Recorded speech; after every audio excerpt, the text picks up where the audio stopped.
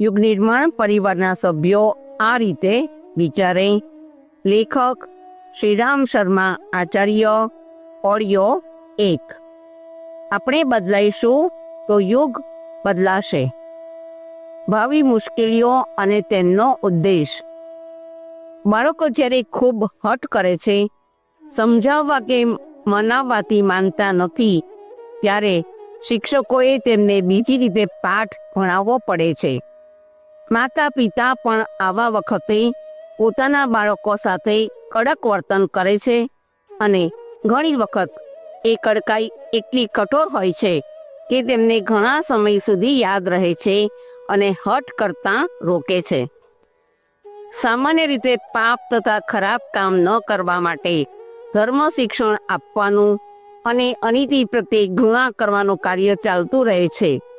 તેથી ઘણા લોકો સુધરે પણ છે, પણ જે વ્યક્તિ તે તરફ ધ્યાન આપતી નથી, ઉદ્ધત અને ઉચ્છૃંખલ આચરણ કરે છે, અનીતિ અને અપરાધ કરે છે, તેને માટે રાજકીય દંડ વ્યવસ્થાનો ઉપયોગ કરવામાં આવે છે.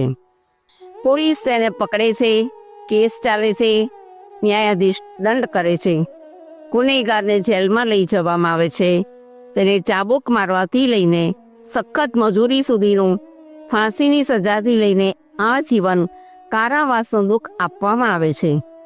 ઉદ્ધતાઈનું એ જ યોગ્ય ફળ છે. સુધારવાના બીજા સામાન્ય ઉપાય નિષ્ફળ જાય છે ત્યારે એકમાત્ર દંડનો જ આધાર બાકી રહે છે. ભગવાન શ્રી કૃષ્ણે સમજાવવા તથા મનાવવાના બધા શાંતિમય ઉપાયો કરી જોયા, છતાં પણ જ્યારે કૌરવોએ ઉદ્ધતાઈ છોડી નહીં, ત્યારે આખરે મહાભારતનું યુદ્ધ જ એકમાત્ર ઉપાય બાકી રહ્યો અને તેનો લાચારીથી ઉપયોગ કરવો પડ્યો.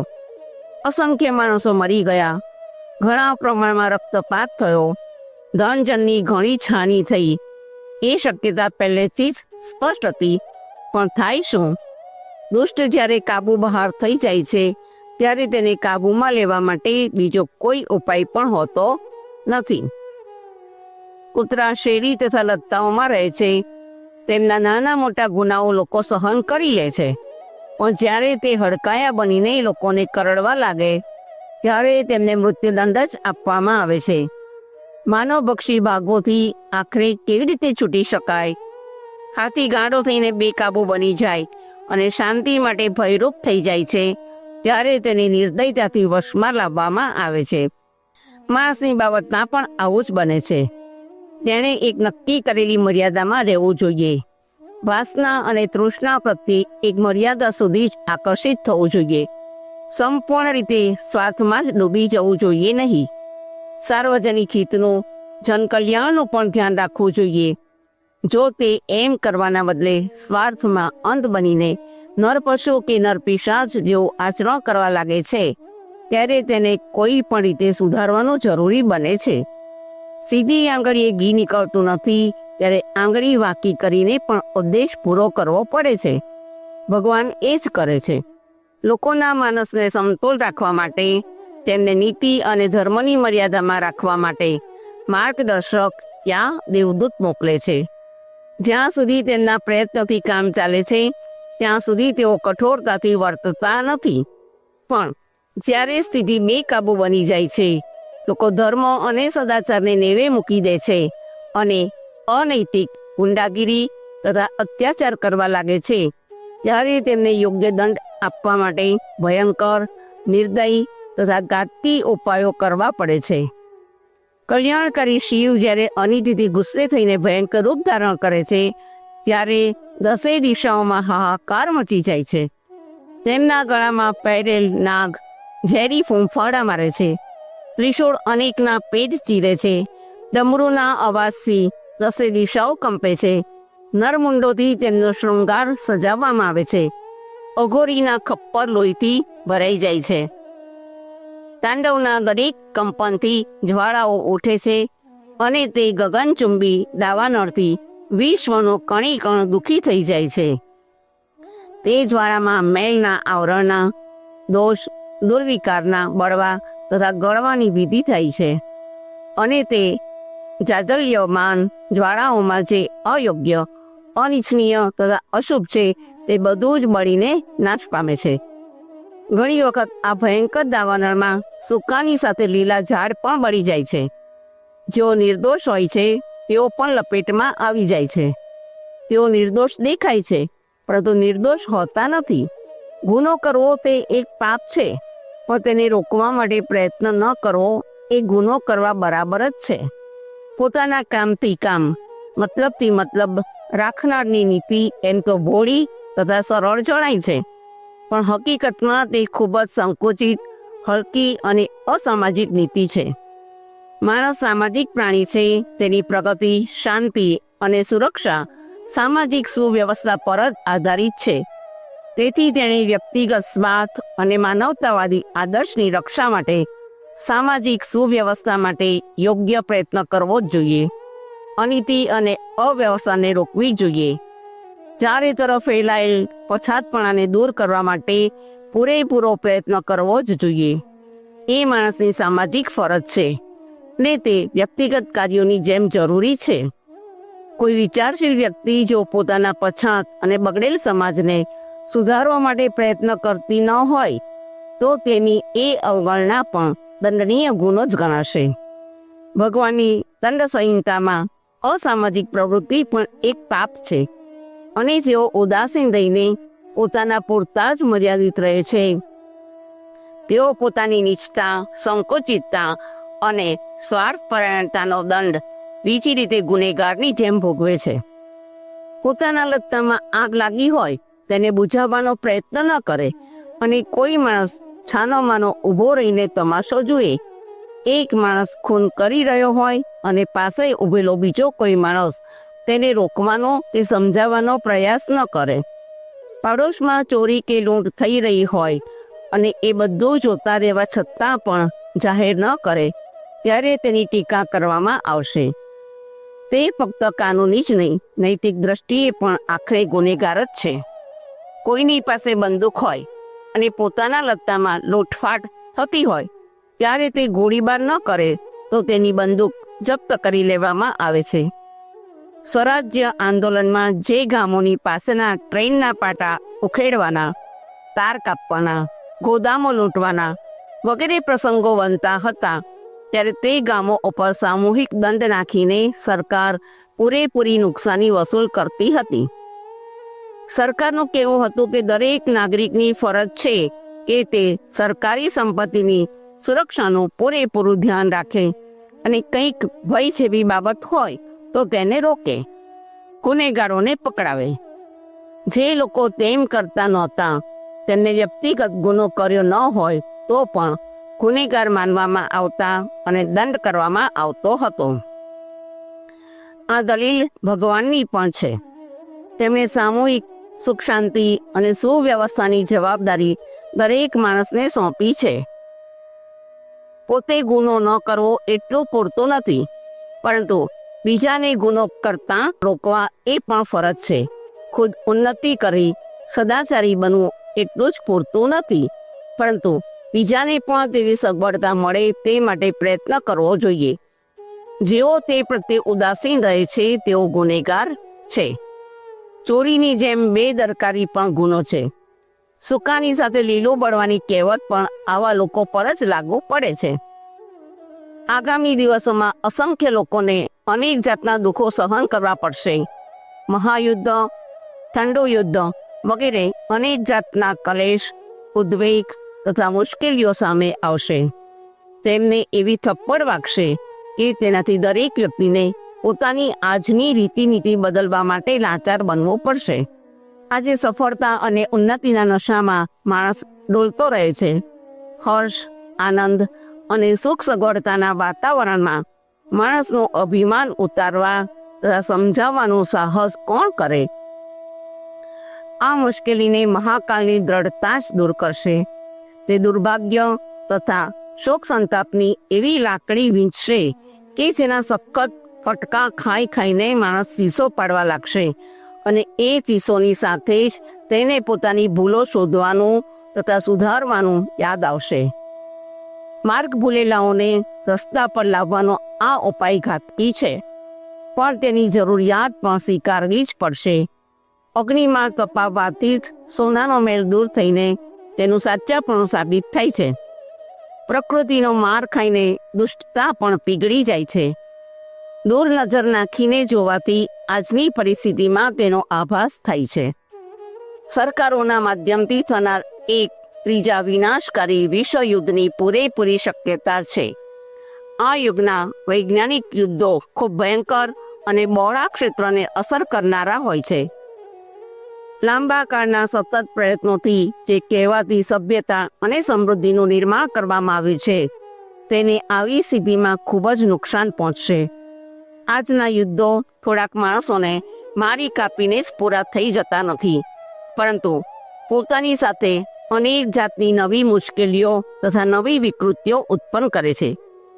ત્રીજા મહાયુદ્ધ વખતે અને ત્યાર પછી મનુષ્યની આજની વિચારશૈલી અને કાર્યપદ્ધતિને બદલી નાખનારી પરિસ્થિતિ ઉત્પન્ન થશે. સાથે સાથે આપણે એ પણ જાણવું જોઈએ કે મહાકાળનું યુગ નિર્માણનું કાર્ય ફક્ત સરકાર અને લશ્કરના માધ્યમથી થનાર લડાઈ પૂરતું જ મર્યાદિત નથી. તેનું ક્ષેત્ર ખૂબ જ વિશાળ છે. વર્ગ વિગ્રહની પરિસ્થિતિઓ ઉગ્ર બની રહી છે. હડતાલ, ધરણા, કામ બંધ રાખવું વગેરે પાછળ આર્થિક કારણ જ નથી, મનોવૈજ્ઞાનિક વિક્ષોભ પણ છે. જેઓ કરોડો દેશવાસીઓથી વધુ સુખી છે તેઓ જ આવા આંદોલનોનું સંચાલન કરી રહ્યા છે. ભાષા, સંપ્રદાય, પ્રાંત વગેરે નાના નાના કારણોને લીધે અપ્રત્યક્ષ રૂપથી ગૃહયુદ્ધ જેવી સ્થિતિ ઉત્પન્ન થઈ છે. આ તો ફક્ત ભારતની આંતરિક સ્થિતિની જ વાત થઈ, પરંતુ ખરી રીતે આખા વિશ્વમાં આવું જ વાતાવરણ છે. ગરમ યુદ્ધનો દાવાનળ અટકશે તો ઠંડા યુદ્ધની આગ દરેક જગ્યાએ સળગતી દેખાશે. આ ઠંડુ યુદ્ધ પણ લોકમાનસને ભયંકર ઝટકો આપનારું હશે. તેનાથી દુઃખી થયેલ લોકમાનસ શાંતિનો માર્ગ શોધવા લાચાર બનશે. પ્રકૃતિનો કોપ આજે પણ જોવા મળે છે. મનુષ્યની પ્રકૃતિ અને વૃત્તિ અંતરિક્ષની સૂક્ષ્મ પ્રકૃતિને પ્રભાવિત કરે છે.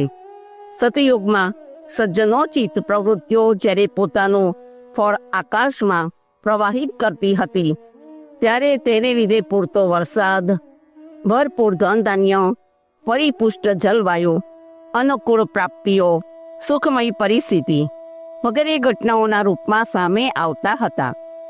સતયુગમાં આ પૃથ્વી પર બધે જ સુખમય પરિસ્થિતિ હતી. પ્રકૃતિ માણસના સુખ સાધનોને અનુકૂળ રહેતી હતી. ઋતુઓ પોતાનું કામ બરાબર કરતી હતી અને ધરતી, આકાશ બધા જ મંગલમય પ્રાપ્તિઓ ઉત્પન્ન કરતા હતા. માણસની ચેતન પ્રકૃતિનો સૃષ્ટિની જળ પ્રકૃતિ સાથે ગાઢ સંબંધ છે. જ્યારે સજ્જનતામાં વધારો થશે ત્યારે સુખ સમૃદ્ધિની પરિસ્થિતિ પણ ઉત્પન્ન થશે. પરંતુ જો દુષ્ટતા, દુર્બુદ્ધિ અને દુષ્કર્મનું પલ્લું ભારે રહેશે તો બાહ્ય પ્રકૃતિ પર તેની ખરાબ અસર થશે.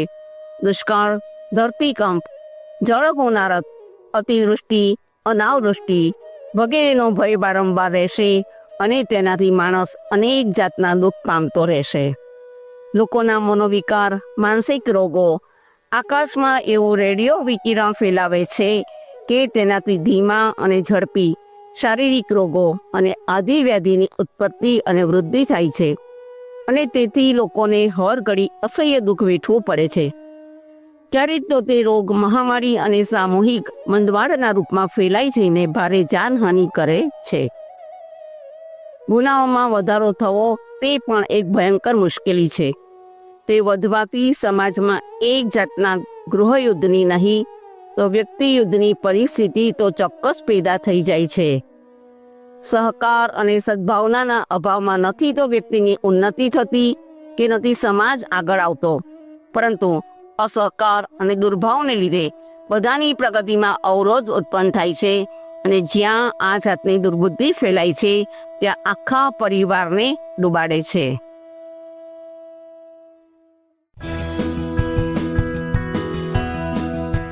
યુગ નિર્માણ પરિવારના સભ્યો આ રીતે વિચારે. ઓડિયો 2. લેખક પંડિત શ્રીરામ શર્મા આચાર્ય.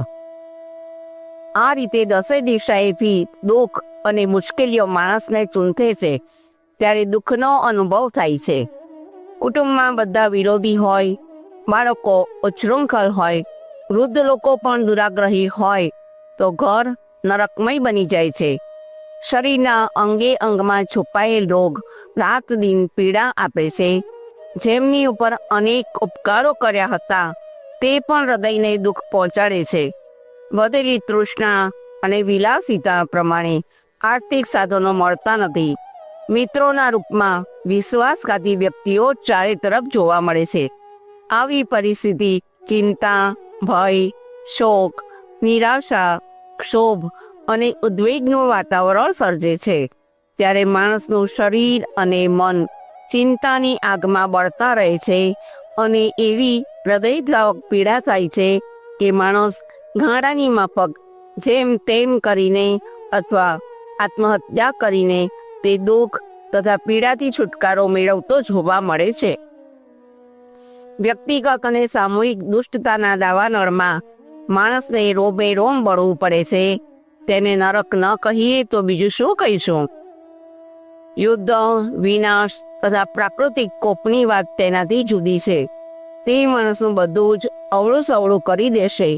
રશિયા, ચીન, યુગોસ્લેવિયા, હંગેરી, ઝેકોસ્લોવેકિયા, પોલેન્ડ, અલ્બેનિયા વગેરે દેશોમાં જે સામ્યવાદી ક્રાંતિ થઈ તેણે કરોડો વ્યક્તિઓને લોહીના આંસુ વેવડાવવા માટે એક વિશેષ પરિસ્થિતિમાં જીવવા માટે લાચાર કરી દીધી હતી.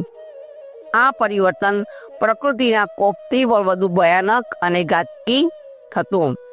મહાકાળનું ચક્ર ચાલ્યું અને જોત જોતામાં સામ્યવાદ સાથે જોડાયેલ અધિનાયકવાદની વિરુદ્ધમાં ક્રાંતિનો એક પ્રવાહ વહ્યો અને હંગેરી, પોલેન્ડ, રોમાનિયા, ઝેકોસ્લોવેકિયા જેવા દેશોમાં બધાને સ્વતંત્ર રીતે બોલવાનો તથા રહેવાનો અધિકાર મળી ગયો. આ સંધિવેળાની એક મહત્વપૂર્ણ ઘટના છે. માનવજાતિ હજુ પણ અનીતિનો માર્ગ છોડવા માટે પોતાનો હઠાગ્રહ ચાલુ રાખી રહી છે. તેથી પ્રત્યક્ષ દેખાય છે કે આપણે આવતા દિવસોમાં મહાકાળના કોપરૂપી ભયાનક વિપત્તિઓમાંથી પસાર થવું પડશે. આ દંડ વિધાન આપણને દુર્જનતાનો માર્ગ છોડાવીને સજ્જનતા સ્વીકારવા પ્રેરે એ શક્ય છે. જો એવું થશે તો આ ભાવિ મુશ્કેલીઓને પણ યુગ નિર્માણની પ્રસવ પીડા માંડીને કલ્યાણકારી જ કહી શકાશે. ભાવિ દેવાસુર સંગ્રામ અને તેની ભૂમિકા. પ્રાકૃતિક રીતે માણસ એક દુર્બળ પશુ છે. જે રીતે બીજા પશુઓ પેટ ભરે છે, પ્રજનન કરે છે અને પરિસ્થિતિનો સારો નરસો પ્રભાવ ભોગવીને જીવન વિતાવે છે, તેવી જ રીતે માણસ પણ જન્મ લઈ મોટો થઈને આખરે મરણ પામે છે. આવી દરેકે દરેક વ્યક્તિને નરપશુ જ કહી શકાય, કારણ કે તેમની સામે કોઈ લક્ષ્ય, આદર્શ, ઉદ્દેશ, કર્તવ્ય વગેરે કાંઈ પણ હોતું નથી અને તેઓ જેમ તેમ કરીને દિવસો પસાર કરવાની જ વાત વિચારે છે અને પરિસ્થિતિના બંધનમાં ફસાયેલા બીજા અસંખ્ય મરણધર્મી પ્રાણીઓની જેમ મોતના મુખમાં ચાલ્યા જાય છે. આજે લગભગ અડધો અડધ માણસો આ પ્રકારના જોવા મળે છે. નરપશુઓના જીવનમાં જે કંઈ થોડું ઘણું આકર્ષણ છે એ તેમના પોતાના સ્વાર્થનું છે.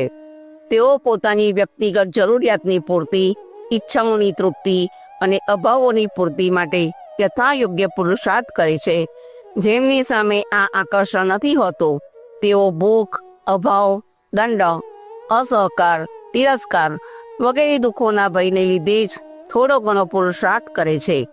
જો આ જાતની મુશ્કેલીઓ ન હોય તો તેમને જડ જીવન વિતાવતા જરા પણ સંકોચ થશે નહીં. જેઓ આ જાતનું જીવન વિતાવે છે તેમણે પોતાના પ્રત્યે એક મોટો અત્યાચાર કર્યો છે તેમ જ માનવું પડશે. આ સ્વાર્થપરાયણતા જ્યારે ઉદ્ધત, ઉચ્છૃંખલ, દુષ્ટ અને હુમલાખોર બની જાય છે અને મનુષ્ય બીજાને કોઈ પણ રીતે દબડાવીને પોતાનો લાભ મેળવવા અને અભિમાન પૂરું કરવા માટે શરમ છોડીને તૈયાર થઈ જાય છે ત્યારે તેને નરપિશાચ કહેવાય છે. સામાન્ય રીતે ખૂની, ડાકો, કસાઈ, ઝઘડાખોર, નિર્દય, ઘાતકી કામ કરનાર વગેરે લોકો માટે નરપિશાચ શબ્દનો પ્રયોગ કરવામાં આવે છે. પણ હવે તેમાં સુધારો થયો છે. તેમાં એવી પ્રત્યક્ષ દુષ્ટતા કરવાની, કાયદાના બંધનમાં આવવાની કે નિંદાપાત્ર બનવાની જરૂર પડતી નથી. લોકો બહારથી સજ્જનતાનો અંચળો ઓઢી લે છે અને અંદરથી એવી છરી ચલાવે છે કે તેનાથી અસંખ્ય લોકોનું સત્યાનાશ થઈ જાય છે.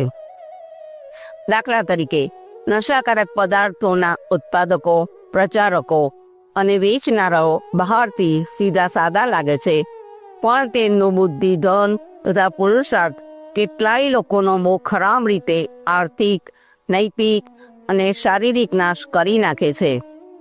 તેમણે લાખો માણસોમાં દુષ્પ્રવૃત્તિના બીજ વાવીને તેમના પતન માટે જે વિશાળ માર્ગ મોકળો કર્યો છે, તે નુકસાનની વિગતો કેટલી ધ્રુજાવનારી છે. આવા અનેક દાખલાઓ સંગઠિત અને વ્યક્તિગત પ્રયાસો કરનારાઓના છે. તેથી સ્વાર્થપરાયણતા જો બેકાબૂ બને તો કેટલી ભયંકર હોઈ શકે તે જાણી શકાય છે. ચોરી કરવાની અને ખિસ્સા કાપવાની જૂની અને ગંદી રીત મૂર્ખ લોકોના ભાગે ચાલી ગઈ છે અને હવે ભણેલ ગણેલ સુધરેલ લોકોએ એવી યુક્તિ શોધી કાઢી છે કે તેમાંથી એ બધું જ થતું રહે છે, પણ તેની જાણ કોઈને થતી નથી. લાંચ લેવી એ તો હવે સામાન્ય થઈ ગયું છે. અસલમાં નકલની ભેળસેળને હવે હલકી માનવામાં આવતી નથી, પરંતુ તેને વેપારની કળા કહેવાય છે. વ્યક્તિગત જીવનમાં લોકો કેટલા નીચ, કેટલા સ્વાર્થી, કેટલા વિશ્વાસઘાતી અને કેટલા બેશરમ છે તેની જાણ બહારથી તો થતી જ નથી. તેમના દાંપત્ય જીવનને, કૌટુંબિક ઉદારતાને અથવા મિત્રો સંબંધીઓના અનુભવોને જાણવામાં આવે તો આ કહેવાતા ભગતોની ગંદી રમતો તથા ગંદા કાર્યોને જાણી શકાય છે. તેમને નરપિશાચ નહીં તો બીજું શું કહી શકાય? સામાન્ય જનતામાં અસુર અને દેવની બાબતમાં ખૂબ જ ભ્રમવાળી માન્યતાઓ ઘર કરી ગઈ છે. અસુરોની બાબતમાં માનવામાં આવે છે કે તેમનું મોં કાળું હોય છે, દાંત મોટા હોય છે અને પશુઓની જેમ શિંગડા હોય છે. દેવોની બાબતમાં એવું માનવામાં આવે છે કે તેઓ ગૌરવર્ણના, આનંદધામ, સ્વર્ગમાં રહેનાર તથા ભક્તોને મદદ કરવા દોડી જનારા હોય છે. આ વર્ણન આલંકારિક રૂપમાં છે. કોઈ અંતરિક્ષ લોકમાં આવા પ્રાણી મળે તેવી શક્યતા નથી અને પ્રાચીન કાળમાં પણ ન હતા. માણસની આંતરિક સ્થિતિના આધાર ઉપર જ આ દેવદાનવનું ચિત્રણ આલંકારિક રૂપમાં કરવામાં આવ્યું છે.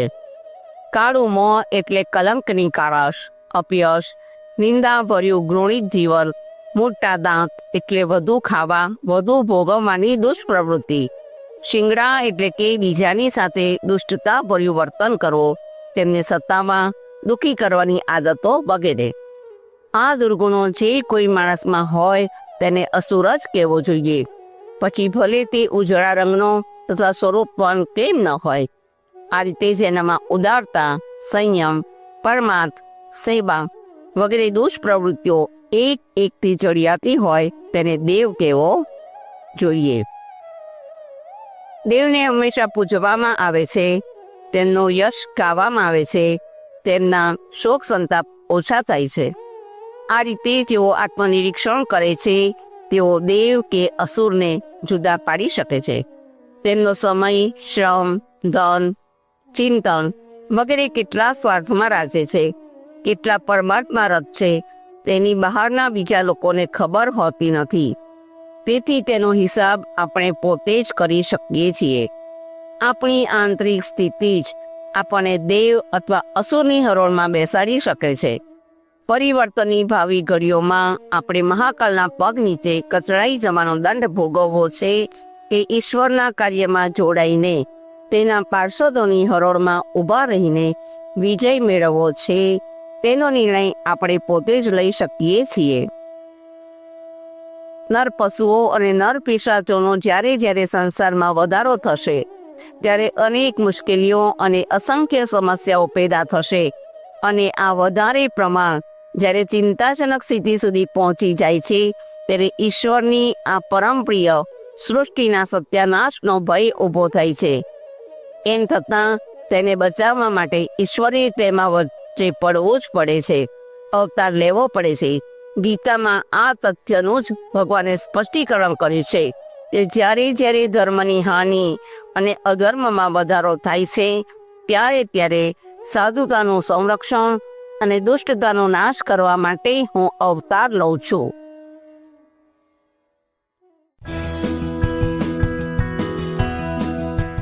યુગ નિર્માણના સભ્યો આ રીતે વિચારે. લેખક પંડિત શ્રીરામ શર્મા આચાર્ય. ઓડિયો 3. અનૈતિકતાને જડમૂળમાંથી દૂર કરવામાં એક વ્યક્તિ નહીં, પરંતુ એક આખો વર્ગ, સમૂહ જ શક્તિમાન બની શકે છે. તે માટે દુઃખભરી આ પરિસ્થિતિમાં હંમેશા એક એવો વર્ગ તૈયાર થાય છે જેને અધ્યાત્મની ભાષામાં દેવ અથવા નરનારાયણ અને બોલચાલની ભાષામાં પરમાત્પરાયણ, સજ્જન, મહાપુરુષ, નરરત્ન વગેરે કહેવાય છે. આ ધરતી ધર્માત્માઓ, સજ્જનો, પરમાર્થીઓ કે ઈશ્વર ભક્તો વિનાની રહી નથી, પણ અસુરતાના જોરદાર આક્રમણના કારણે દેવત્વ ઢીલો પડી જાય છે. પરંતુ જ્યારે સમતોલન સ્થાપવા માટે મહાકાળનું આંદોલન ચાલુ થાય છે, ત્યારે આ છૂટાછવાયા, બેભાન જેવા ઉપેક્ષા પામેલા માનવો દેવ શ્રદ્ધારૂપી વરસાદના જળથી લીલાછમ ઘાસની જેમ ફરી સજીવ બનીને પોતાનું અસ્તિત્વ સાબિત કરે છે. અસુરતાના વધારાને કાબૂમાં લાવવા માટે દરેક સમયે દેવત્વે ક્રિયાશીલ બનીને સંઘર્ષ કરવો પડે છે. પૌરાણિક કથાઓમાં આ તથ્યના પાને પાના ભરેલા છે. 18 પુરાણો અને 18 ઉપપુરાણોમાં દેવાસુર લડાઈની હજારો કથાઓ છે. છળ કપટથી અસુરો ખૂબ જ આગળ વધી જાય છે, છતાં પણ ઈશ્વરની સહાય દેવ વર્ગને જ મળે છે અને આખરે દેવો જ જીતે છે. આજ સુધીના ઇતિહાસમાં અસુરોને હારવું જ પડ્યું છે. દુષ્ટ લોકો પાસે છળ કપટથી એકઠા કરેલા સાધનો ખૂબ જ હોય છે, જેથી તેમનો જુલમ અને ત્રાસ જોઈને સામાન્ય લોકોમાં તેનો વિરોધ કરવાનું સાહસ રહેતું નથી. પરંતુ આ સ્થિતિ લાંબો સમય રહેતી નથી. સૃષ્ટિનો સમતોલપણું બગડવા ન દેવા માટે સાવધ રહેતા ભગવાન યોગ્ય સમયે દેવ વર્ગનું સર્જન કરે છે. તેમની હિંમત તથા સાહસમાં વધારો કરે છે અને જોત જોતામાં સામાન્ય દેખાતા માણસો અસામાન્ય મહાનતાની ભૂમિકા ભજવે છે અને ત્યારે નિરાશા આશામાં બદલાઈ જાય છે. આજકાલ એવું જ બધું થઈ રહ્યું છે. પૌરાણિક દેવાસુર લડાઈની હારમાળામાં એક કડી વધુ જોડાવાની છે. આવતા દિવસોમાં એક એવો વંટોળિયો આવશે કે જેથી અસુરતાનો નાશ થઈને દેવત્વમાં વધારો થશે. જે આજે અશક્ય લાગે છે તે કાલની બદલાયેલી પરિસ્થિતિમાં સંપૂર્ણ શક્ય બનતું જોવા મળશે. નર પશુઓને પણ અસુરોમાં જ ગણવામાં આવે છે, કેમ કે તેમનામાં હુમલો કરવાની શક્તિ ન હોવાથી અયોગ્ય માર્ગે જ ચાલે છે. મનુષ્ય જીવનની પણ કેટલીક ફરજો અને જવાબદારીઓ છે, તેમને પૂરી ન કરતા જાનવરોની જેમ પેટ ભરવાની અને બાળકો પેદા કરતા રહેવાની નીતિને જ વળગી રહેવાથી માનવતાને કલંક લાગે છે. નિયંત્રણ ન હોવાથી પશુતા જેટલા પગલાં આગળ ભરે છે તે બધા કુમાર્ગ તરફ જ લઈ જાય છે.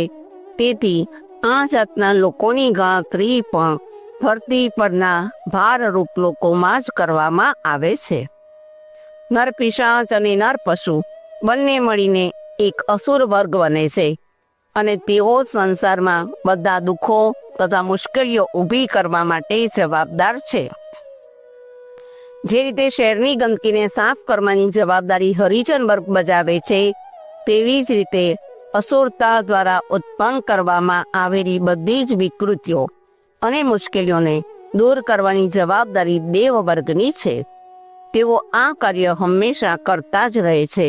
ન કરે તો પાપનો પહાડ એકઠો થઈ જાય અને 10-20 વર્ષમાં જ આ દુનિયા રહેવા લાયક ન રહે.